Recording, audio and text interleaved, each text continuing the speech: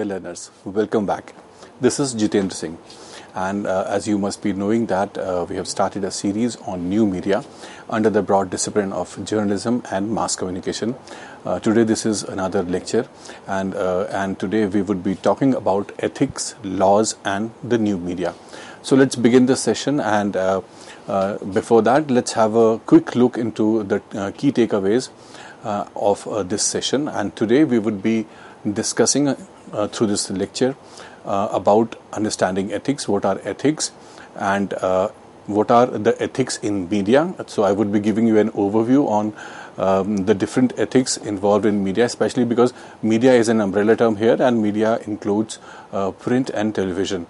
So after that, this session will also include the new media ethics. What actually mean by new media ethics, and then I would also be talking about the Information Technology Act or the Cyber Law Act 2000, and I would be giving you an overview about the key features of the IT Act and also the latest amendments made in the Act till 2018 and the IT Act in Digital Media Ethics Code 2021. The latest amendments in the Act with Digital Media Ethics Code was issued in 2021. So I would be also talking about these regulations, and there are certain issues in new media.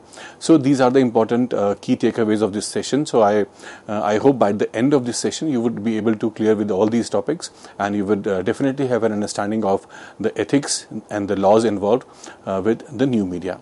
So let's begin the session, and let's understand first what the ethics are. So my dear students, my dear learners, the word ethics has originated from the Greek word ethos, which means character.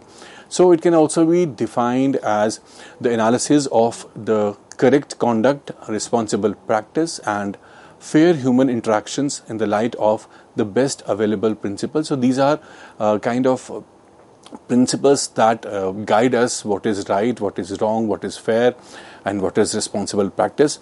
And it's a practical judgment, the application of principles to issues and decisions. So before taking on different issues, before taking decisions, we need to have some principles which guides us what is right, what is wrong. So these are ethics, and ethics encompasses theoretical as well as practical reasoning. So it is actually can also be understood in a simple way that it is a system or code of morals of a particular person, religion, group or profession. So not only individuals, but people in groups or people in following different religions or people working in different profession, and every profession has certain ethics and certain principles which guides them what to do and what to be avoided. So these are code of morals. Another definition of ethics says that it is a system of moral principles by which actions and proposals may be judged good or bad or wrong. So it's a similar definition which tells us that these are moral principles by which we can judge what is right, what is wrong, the actions and proposals can be judged. And ethics actually guides us what we should do in some circumstances or what we should do as a participant in some form of activity or profession. So this is another definition which tells us that the ethics are there to guide us and to tell us what to do in certain situations, and they also tells us, they also guide us then what we should do as a participant in certain activities or profession. So ethics actually should be an integral part of all the profession, and actually they are, and they need to be followed by professionals, whether they are working in media or any profession. Especially when we talk about media, as a media professional, ethics needs to be followed, because the image of the fourth estate, when we call media, we always refer it to as the fourth estate of the Indian Constitution. So to keep that fourth estate intact, we actually need to follow those ethics. So media ethics guides us for this, and in the context of media, these are considered as a set of moral principles or values which guide the conduct of journalism. So the ethics are essentially the self-control to be practiced by the journalist voluntarily to preserve and promote the trust of the people and to maintain their own credibility and not betray the faith and confidence of the people.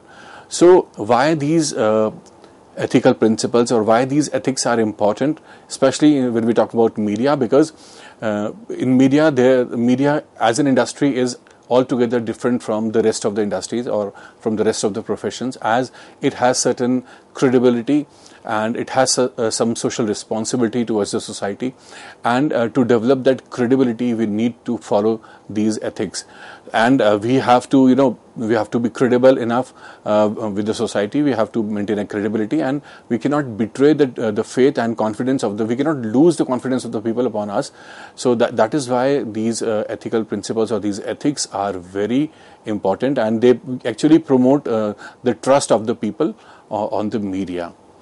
So now let's talk about what are the ethics in media overall.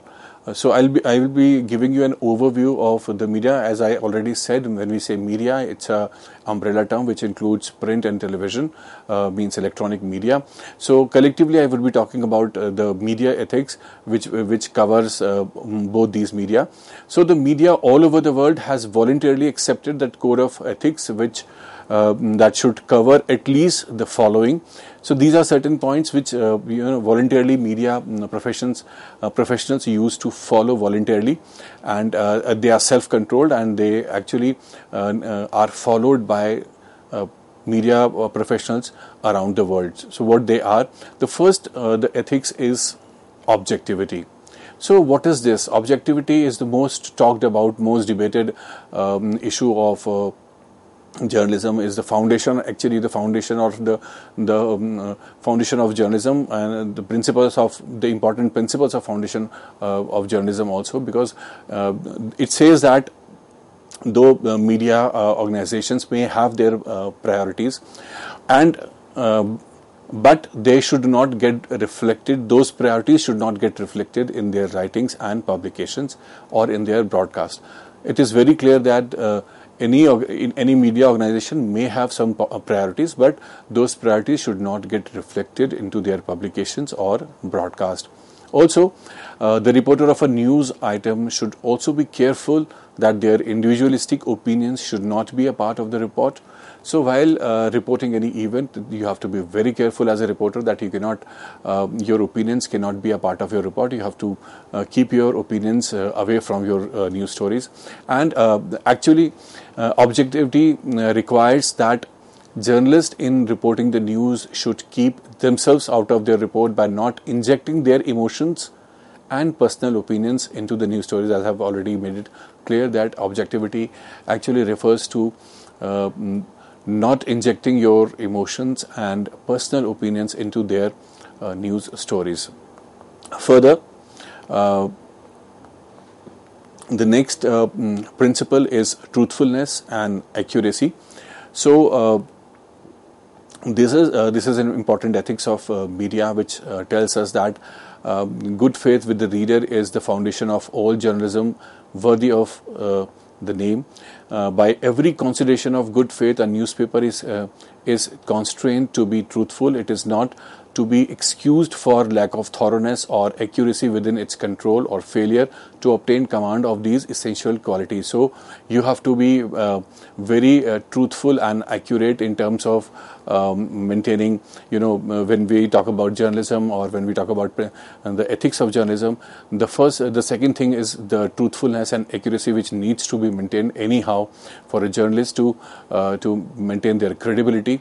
So accuracy and truthfulness are equally important for a newspaper or for any media organization. And then news and views needs to be always separated to maintain objectivity by the journalist. When public interest and the interest of a particular media organization may not go hand in hand, in certain instances priority needs to be given to the public interest and not business interests. So news and values are two different things which needs to be always kept separately, and so to maintain objectivity they cannot be mixed. And when public interest and the interest of a particular media organization, they cannot go hand in hand. In certain instances, priority needs to be given to the public interest. So this principle tells us that you have to take the public interest into the priority, and you have to always keep it in mind that the interest of the public and the media cannot go hand in hand. Then the next principle is of decency, and this tells us that you have to maintain decency while reporting any information, and you cannot. You have to be, provide everything of which gives you a good taste. So journalists also have moral responsibility in using words and illustrations they use. So in reporting, especially stories on such cases such as fire, accident, or sex, the decision over that details to include involves that just newsworthiness. The reporting should not show or promote violence and obscenity. This is very much clear that we cannot promote anyhow violence and obscenity. And also it is the moral obligation to protect the morals of children, because our television programs or broadcast or publications are going through the children also, and the children may also be watching television or reading newspapers. So we have to protect their we have a moral responsibility to protect them also. So we have to keep it in mind that we have to remember that there should not be anything which is indecent or gives a bad taste to the audience, especially when the children are concerned. Journalists should use the words or illustrations which are decent for the society and are of good taste.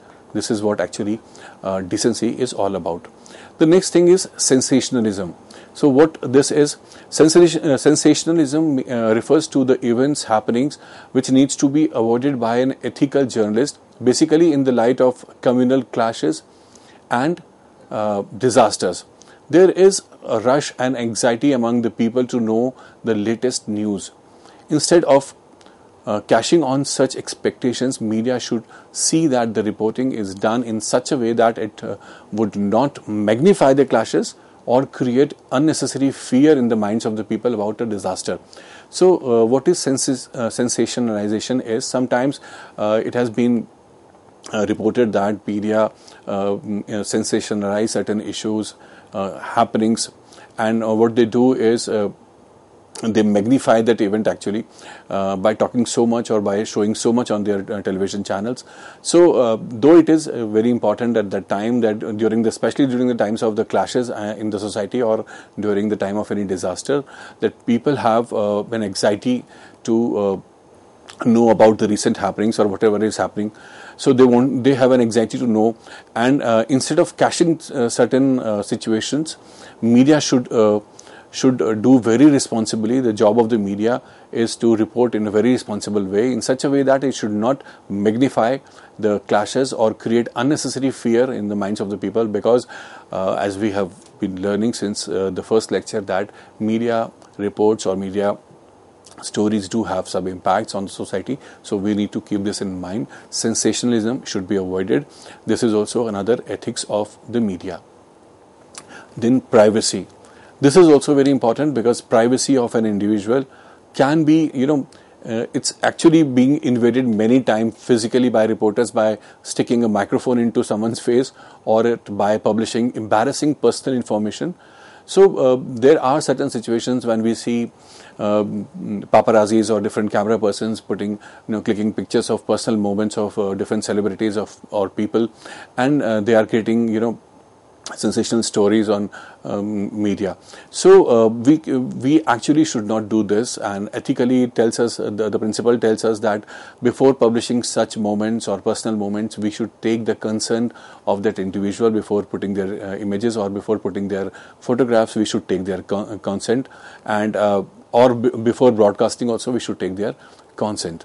So they should not actually feel embarrassed by this, and however, this is acceptable only if a serious legitimate public interest outweighs their normal human right of privacy, or where the material concerned ought to be published in the public interest, which outweighs the normal human right of privacy.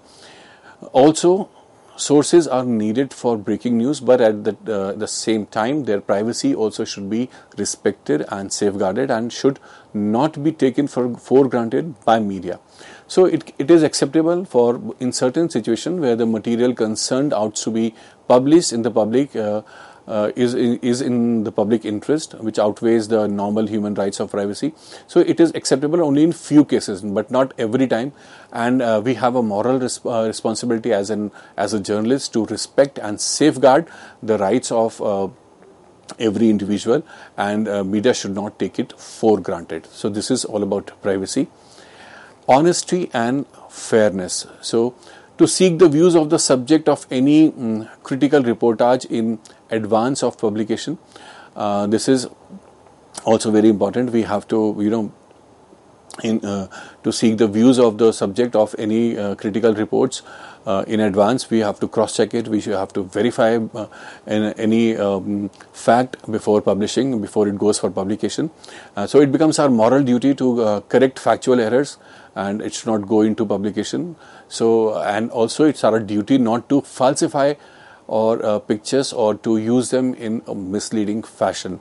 So it is actually the moral responsibility of all the journalists to not to provide any fake news or fake pictures, also to cross check whether the pictures or the images being used in news stories are true or not, and also to provide an opportunity to reply to critical opinions as well as to critical factual reportage.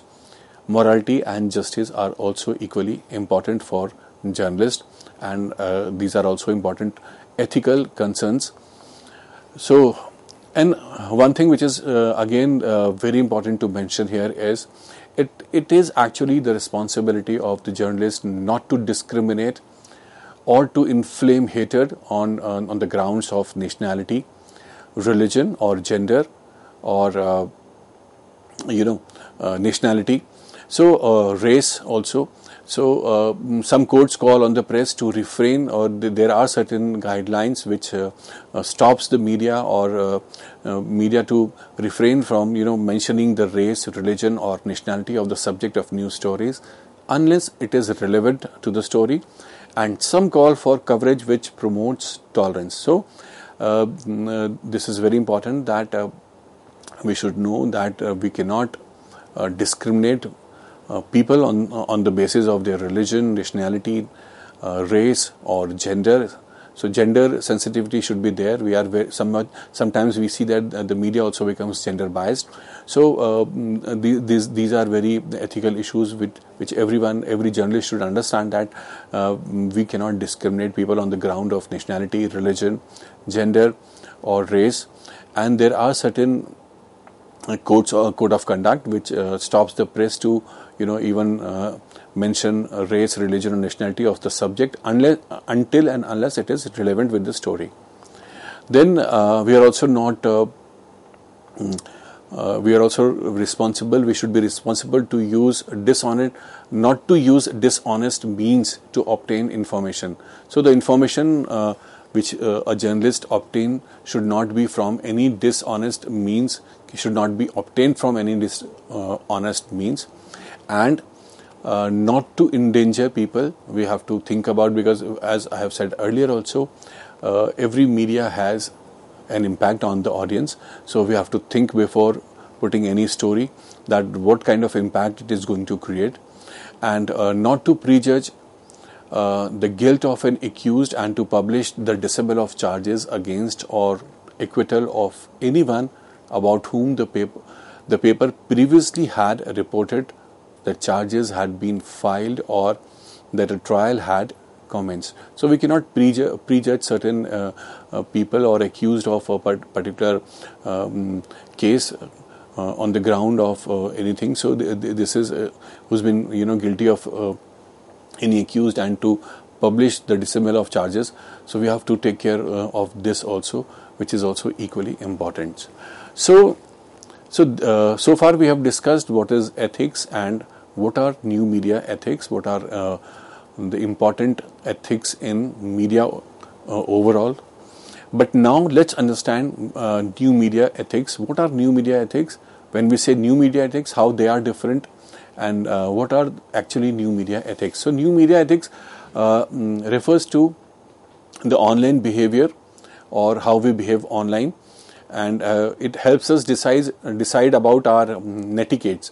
So netiquettes is a new term or a new word recently been coined, netizen is also a new word.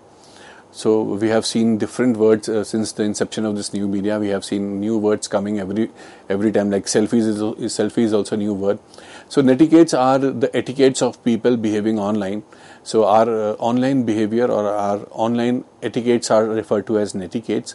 So the new media ethics refers to our netiquettes or our behavior online, and these are required because information is being exchanged very quickly and in huge amounts. As we have seen, internet provides a heap of information. A lot of information is there on the internet, and both consumers and producers of the new media needs to be aware about their ethical limitations in the online world.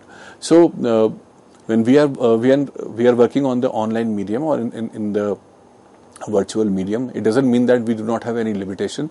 So as a consumer of the product also, and as a creator of the content also, we have certain limitations which we should understand. And the both consumers and producers of the new media needs to be aware about their ethical limitations. So while there are legal rights to protect creators of the content, there are actually some rights that are given to protect the creators of the content, and the policies for the consumers of online content are in developing stage. So there are certain rights, but there are policies for the consumers which is actually in the developing or nascent stage. So a great deal of content is being created online, and it is important that internet remains open, transparent, and protect the rights of individuals who are contributing to the sharing and exchange of knowledge. So it has been already said that we have been discussing in the previous also that online platform is a lot of involves a lot of people who are sharing their content, sharing their knowledge. So and that is all over happening over the internet. So internet should remain open and transparent. Therefore, we need to protect the rights of the individuals who are actually the creators of the content and who are putting their knowledge on the internet, who are contributing in some or the other way, who are creating the content of the new media, and who are sharing and exchanging their knowledge. And this is why we have the ethics for certain ethics to be followed by people who are actually contributing and using the new media. So these are all the new media ethics. So these new media ethics allows them to create content freely, and if there are no ethics or there are no rights, then the creativity will not be achieved. So to be very creative in the content and to work freely, there needs to be some ethics which needs to be followed by the individuals who are the consuming media content and using the media content, and even the creators of the media content. So the excitement to copy or modify content that is easily available is difficult to fight. So this is actually very important issue in the light of new media, because the people are actually using the new media and the new media platforms to copy content, and it is easily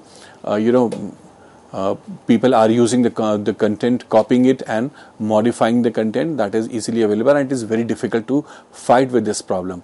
So the ownership, the privacy, confidentiality and intellectual property needs to be respected in virtual life just like in our real life.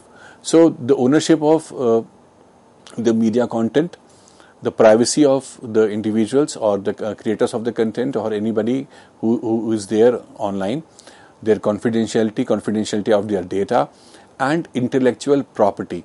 Because you as an individual, we are creating a lot of things on the internet, we are contributing a lot of things to on the internet or these virtual platforms.